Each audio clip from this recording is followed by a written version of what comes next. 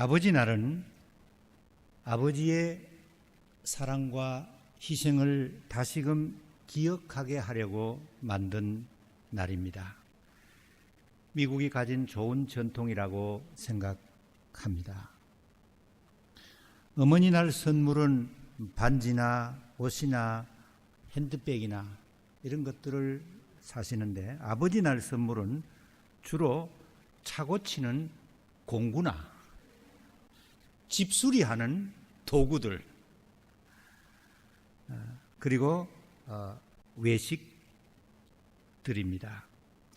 미국은 아버지 날에 120억 달러쯤 소비한다고 합니다. 아버지 날이 어떻게 시작이 되었을까요? 남북 전쟁에 나갔다 부상을 입고 돌아온 아버지가 있었습니다. 이 가장에게 비극이 또 일어납니다. 아내가 6남매를 두고 세상을 떠난 것입니다. 아버지는 21년 동안 온갖 고생을 다하며 어린 6남매를 혼자서 키웠습니다. 1910년 5월 교회에서 어머니 날 설교를 듣던 손오라 여사는 홀로 6남매를 키우셨던 아버지가 생각났습니다. 손오라 스마트 다디 여사죠.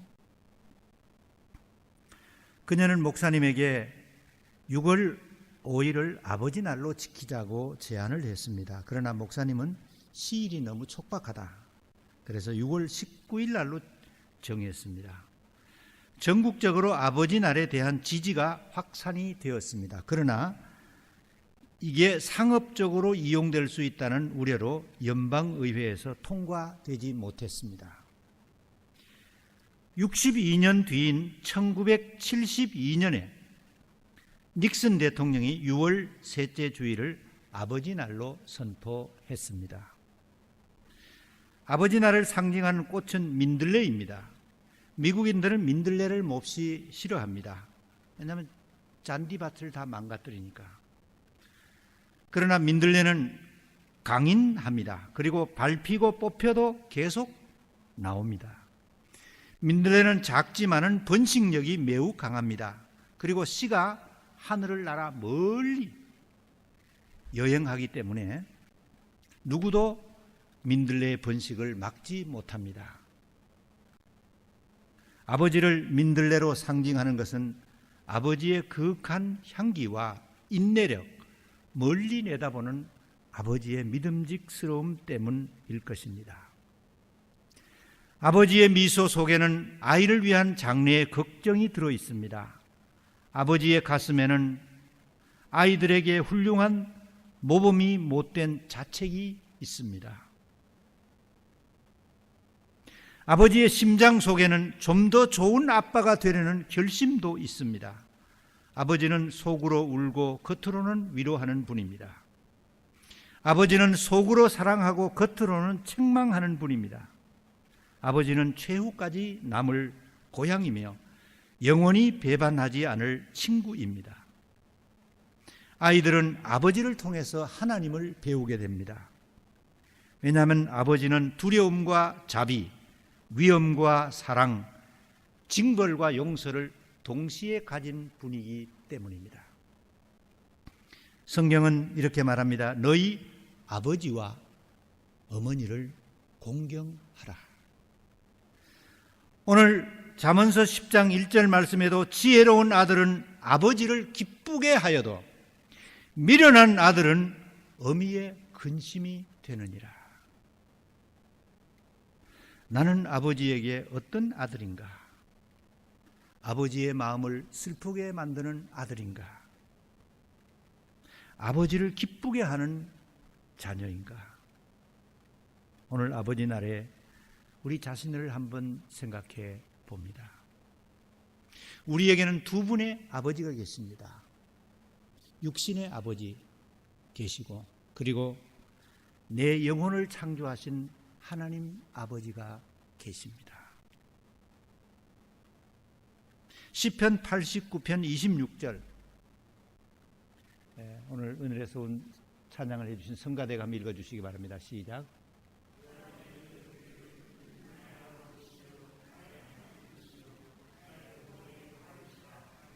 예, 여기 26절에 보면 주는 하나님을 가리킵니다. 하나님은 나의 아버지시요 나의 하나님이시요 나의 구원의 밥이시라. 우리 모두 육신의 아버지와 우리 영혼을 창조하신 하나님 아버지를 기쁘게 해드리는 아들, 딸로 이 땅을 살기를 원합니다. 잠언서 10장 1절 말씀에 특별히 너의 아버지를 즐겁게 하라, 기쁘게 하라. 너의 아버지를 기쁘게 하라. 우리 모두 아버지를 기쁘게 해드리라는 오늘 하나님의 말씀을 순종하며 살기를 바랍니다. 아버지를 기쁘게 하라는 말씀은 아버지를 슬프게 만들지 말라는 뜻이기도 합니다. 미국에 이민 와서 사시는 아버지들은 대부분 우리 이민 1세들은 어느 문제가 가장 힘듭니다. 그래서 전공을 찾지 못합니다. 그러다 보니 힘든 육체 노동을 하는 아버지가 많습니다. 가게 가서 하루 매상을 걱정하는 아버지입니다. 그리고 페이먼트를 걱정하는 아버지입니다. 그런데 요즘 아버지와 남편을 비하하는 그런 말들이 있더라고요. 그 남편 덩어리 시리즈, 그게 좀 이상한 그런 말이더라고요. 그러니까 남편을 집에 두면 근심 덩어리고, 밖에 데리고 나가면 골치 덩어리고, 마주 앉으면 왼수 덩어리고, 며느리에게 맡겨놓으면 구박 덩어리고, 혼자 내버려두면 사고 덩어리다. 말도 안 되는 말을 지어낸. 오늘 아버지 날에 남편을 격려하고 용기를 주는 따뜻한 말을 해보시기 바랍니다. 우리 아이들이 당신을 닮아 똑똑해요. 내가 시집을 잘 왔어요. 역시 당신밖에 없어요. 당신 곁에는 사랑하는 가족들이 있어요. 당신만 믿어요. 여보 고마워요. 우리 한국 분들이 잘 못하는 말이지만은 연습하면 됩니다. 아버지는 따뜻한 말 한마디, 따뜻한 된장찌개 한 그릇이면은 너무너무 기뻐합니다. 아버지는 단순한 분들입니다. 약간의 용돈을 드리는 것도 아버지를 기쁘게 해드리는 일입니다. 연세가 드신 분들에게 가장 필요한 것 3가지가 있다고 합니다. 첫째는 돈이 필요하고, 두 번째는 TV, 세 번째는 찜질방이 필요하답니다. 아버지가 용돈을 받으실 때 아들, 딸들이 아직도 아버지를 존중하고 있구나, 그렇게 생각하고 좋아한답니다. 자식들이 예수 그리스도 안에서 살아가는 소식을 듣는 것이 아버지의 가장 큰 기쁨입니다. 자식들이 어디에 살든, 시카고에 살든, LA에서 살든, 한국에 살든, 자녀들이 예수 잘 믿고 예수 안에서 행복하게 살다는 소식, 그게 아버지가 기다리는 소식입니다. 요한 3서 4절, 우리 남자반에서 한번 읽으시기 바랍니다. 시작.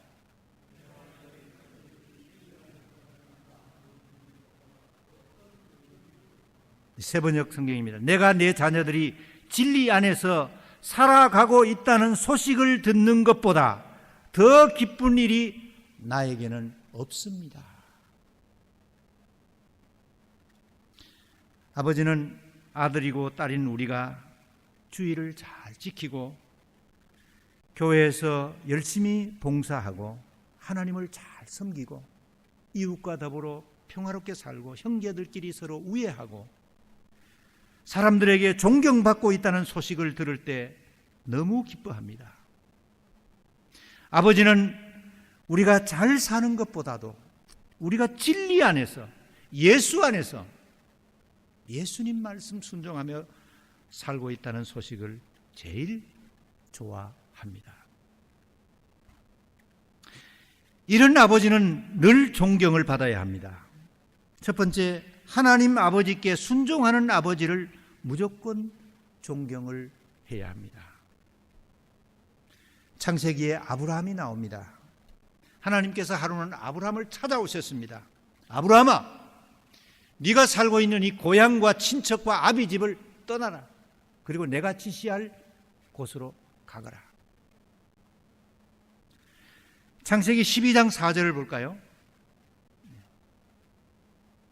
창세기 12장 4절. 예. 우리 여자반에서 한번 읽어주시기 바랍니다. 시작.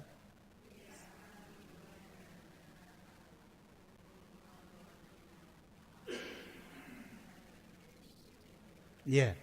이에 아브라함이 여호와의 말씀을 따라갔다고 성경은 기록하였습니다. 저는 33살에 미국으로 이민 왔습니다. 33살이면 괜찮죠? 해볼 만하죠. 그런데 아브라함은 75세에 고향을 떠나 이민을 떠났습니다. 하나님께서 아브라함아, 고향과 친척과 아비집을 떠나라. 내가 지시할 곳으로 가라고 하나님이 말씀하시니까 75세인데도 하나님 말씀에 순종하였습니다. 100살에 얻은 아들을 바치라는 하나님의 말씀에 한마디 대꾸 없이 그 다음날 아침에 아브라함은 아들 이삭을 데리고 모리아 산으로 갔습니다. 믿음은 순종입니다. 하나님께서 아브라함을 믿음의 조상이 되게 하려는 계획을 세우신 것입니다. 그래서 75세에 고향을 떠나게 만든 것입니다. 하나님께서 여러분과 저를 미국 땅으로 옮기실 때 하나님의 계획이 있으신 것입니다.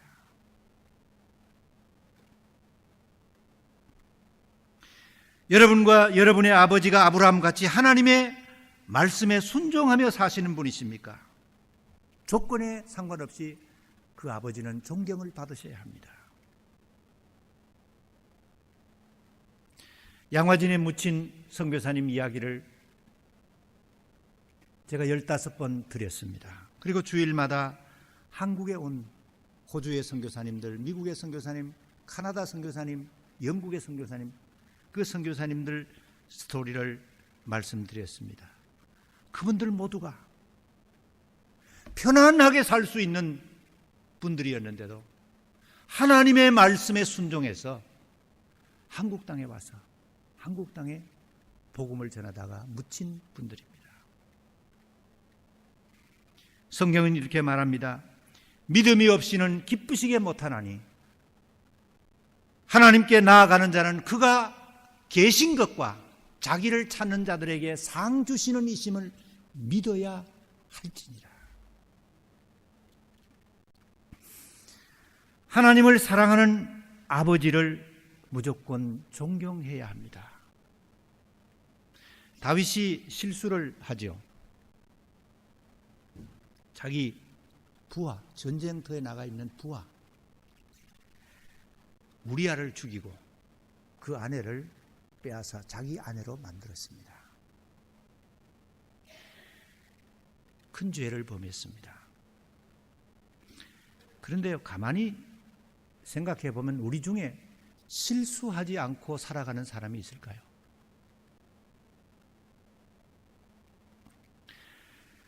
다윗은 실수를 했지만 장점이 더 많은 인물이었습니다.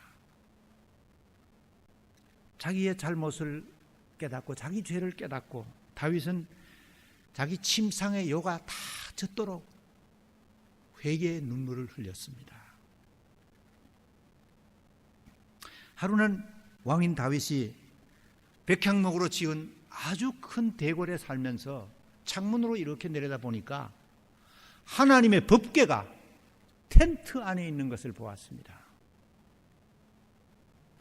하나님께 너무 죄송한 마음이 들었습니다. 나는 왕이라고 이렇게 좋은 집에 사는데 하나님의 궤는 저렇게 천대를 받고 있구나.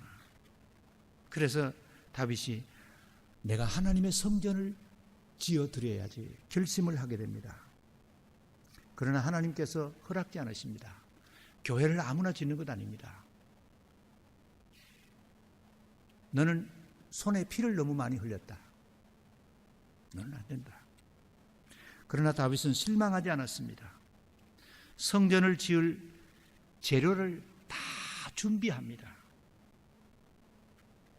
성전 기구들에 칠할 금을 엄청나게 준비합니다. 금과 은과 쇠, 그리고 백향목. 역대상 29장 6절에서 8절.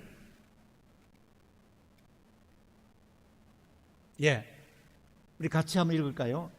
이에 모든 가문의 지도자들과 이스라엘의 모든 지파의 지도자들과 천부장과 백부장과 왕의 사무관이 다 즐거이 들이되 하나님의 성전 공사를 위해서 금 5,000달란트와 금 10,000다릭은 은 10,000달란트와 놋 18,000달란트와 철 100,000달란트를 드리고 보석을 가진 모든 사람은 게르손 사람 여이엘의 손에 맡겨 여호와의 성전 곳간에 드렸더라.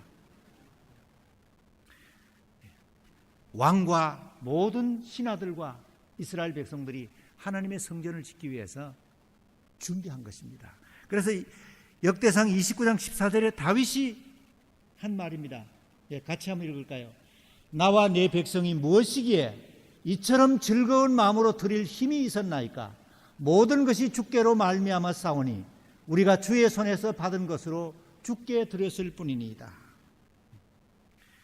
아버지 다윗이 준비한 금과 은과 철과 보석으로 솔로몬이 하나님의 성전을 지어서 봉헌하였습니다. 한국의 대통령들을 기억합니다. 저마다 제임시에 살 돈들을 여기저기 숨겨놓았습니다. 그러나 다윗은 하나님께 드리려고, 자기 살려고가 아니라 하나님께 드리려고 금과 은과 쇠와 보석들을 모았습니다.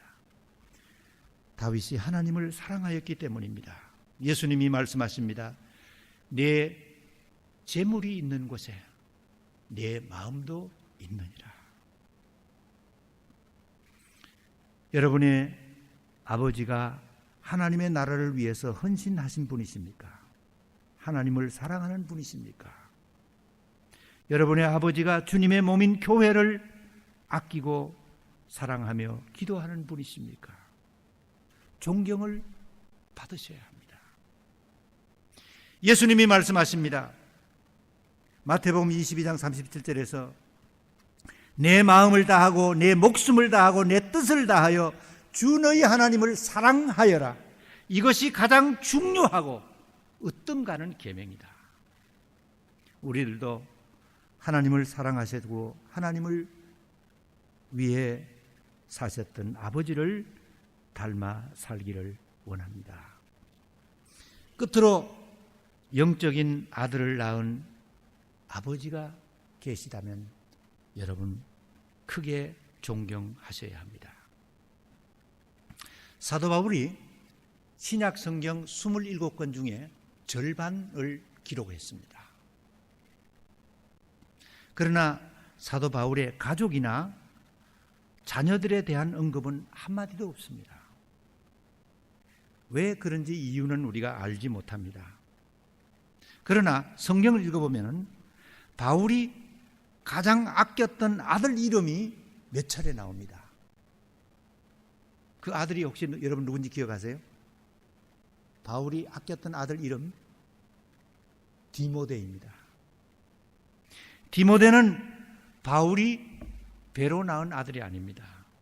복음으로 낳은 아들입니다. 바울의 영적 아들이었습니다. 디모데후서 1장 1절과 2절 우리 남자반에서 한번 읽어주시기 바랍니다. 시작.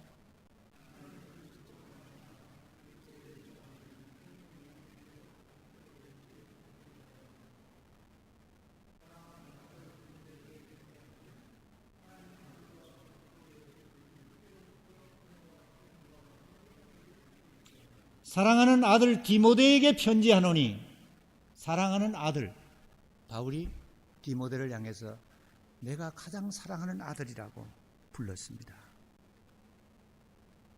바울에게 아들이 또 하나 있습니다. 또 한 명 있는데 베드로전서 5장 13절에 보면 있습니다. 베드로전서 5장 13절. 예, 나왔습니다. 우리 성가대가 읽어주시기 바랍니다. 시작.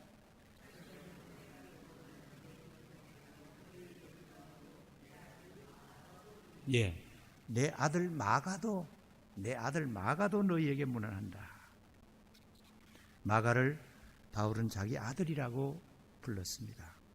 이 마가도 바울이 복음으로 낳은 아들입니다. 여러분의 부친이 바울처럼 열심히 전도하는 분이십니까? 또 전도하여 많은 사람들을 교회로 인도해서 많은 영혼들을 주님께로 인도하신 아버지라면 정말 존경을 받으실 만한 아버지이십니다. 빌리 그레함 전도 대회 때 통역을 맡았던 유명한 통역자가 있죠. 또 극동방송 사장을 지내고 수원중앙침례교회 목사님을 지내서 지금 원로 목사님이 되셨죠. 김장원 목사님. 한번 사진 한번 보여주실래요?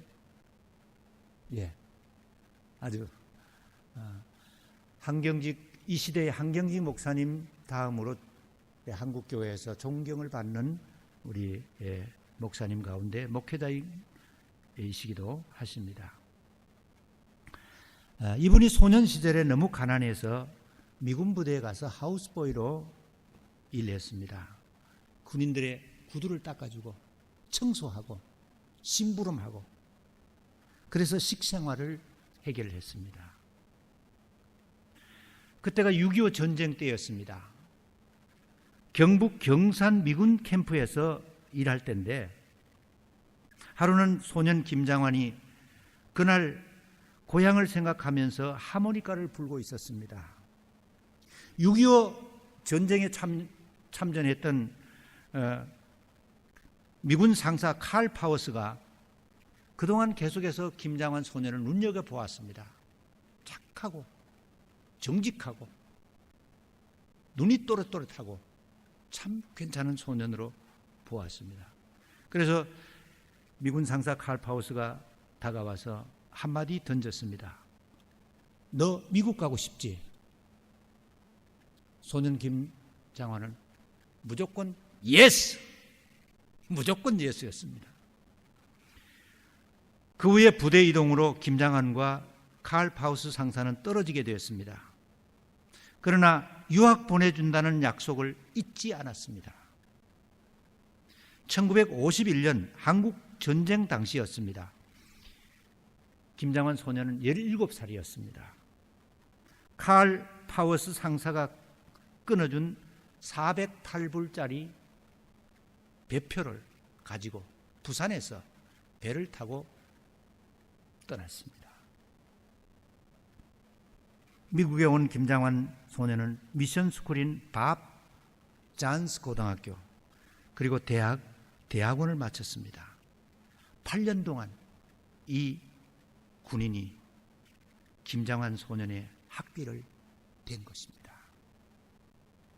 그의 도움으로 김장환은 하나님의 종이 되고 훌륭한 목회자가 되었습니다. 그래서 김 목사님은 가는 곳마다 이 미군 상사를 자랑합니다. 그러면서 그분이 김장환 목사님이 하는 말은 그는 영원히 내가 잊을 수 없는 나의 은인입니다. 김장환 목사는 칼 파워스 상사가 사랑으로 낳은 아들이었습니다. 이런 아버지는 어디에서나 존경을 받아야 마땅할 것입니다. 우리도 내가 낳은 아들이 없으면 어때요? 칼 파우스처럼 사랑으로 낳은 아들, 믿음의 아들을 우리가 전도해서 낳을 수가 있을 것입니다. 지난 주간에 스테이트 아일랜드에 사는 저희 처남을 만났습니다. 열흘 동안 영국 위에 있는 스코틀랜드를 여행하고 돌아봤는데 여러 가지 여행 갔다 온 이야기를 하는 중에 한 가지가 제 기억에 남습니다. 스코틀랜드에서는 엄마가 아이 5명만 낳으면은 정부로부터 한 달에 5,000불을 주고 큰 주택을 제공한답니다. 아이 5명만 낳으면은 사는 걱정 없대요. 페리세이드 교회 성도님들, 전도해 보셨습니까? 믿음의 아들을 한번 낳아 보셨습니까? 영혼의 아들을 한번 낳아 보셨습니까?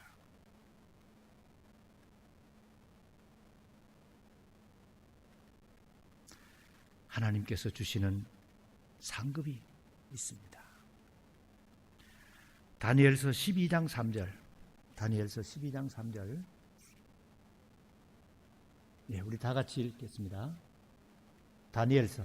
예, 시작. 지혜 있는 자는 궁창의 빛과 같이 빛날 것이요 많은 사람을 옳은 대로 돌아오게 한 자는 별과 같이 영원토록 빛나리라. 예. 많은 사람을 옳은 대로, 많은 사람을 하나님 앞으로, 예수 앞으로, 그 말입니다. 예수 앞으로 데리고 온 자는 별과 같이 하나님 앞에서 칭찬을 받고 상급을 받는다고 말씀하셨습니다.